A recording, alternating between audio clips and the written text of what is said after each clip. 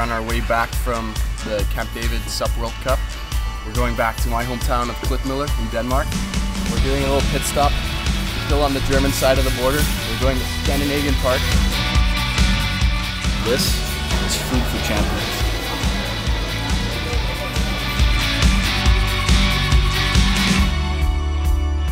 We are in Viking land, Denmark. Doing a surf check. It's just not looking very good. So we got to find other stuff to do.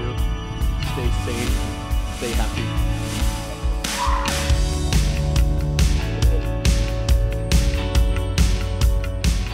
This is where I started going to school 15 years ago. When recess is finished, there's this bell that would ring. We had to go back to school.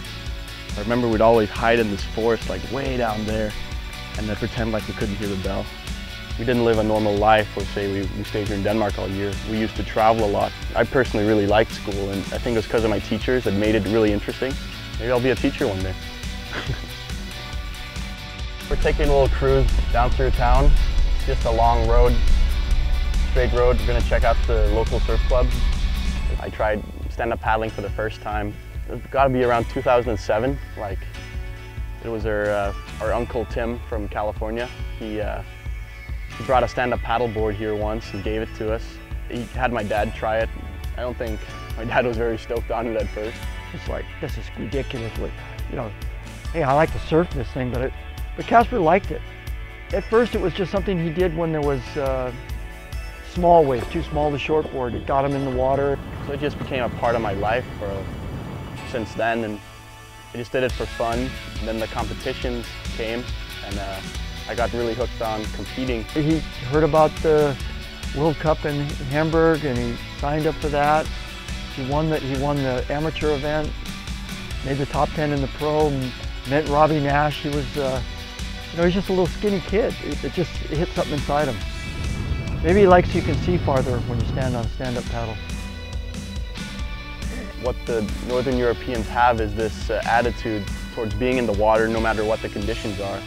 It's a benefit if you come from a cold water country with harsh conditions. You get used to it, and no matter where you go in the world, you're not afraid. We're down at the front, looking at the captain and his crew. We're gonna go for a little bit of fishing. And, it sounds like the fish are out there. Now we just gotta go hunt them. My dad thought that for a while I was never going to be a surfer. I was going to be a fisherman because I didn't really want to get my face wet, and I thought it was pretty fun just to catch fish. But I like to do it still today, and you know, when the waves are like today, it's pretty flat. There's nothing better than going out in the boat and trying to catch some dinner. There's a big cultural conflict about what you should do in the ocean, because Klitmoller is an old fishing village, and back then, like 100 years ago, the ocean was looked at as a workplace, not a playground. So many fishermen lost lives trying to work, and now all of a sudden these kids come around with these foam boards and want to play in the waves. So there's a cultural barrier that had to be broken down for this to happen. For me to see, it's very important for this town because it's such a big part of the culture here. Always good being the new guy.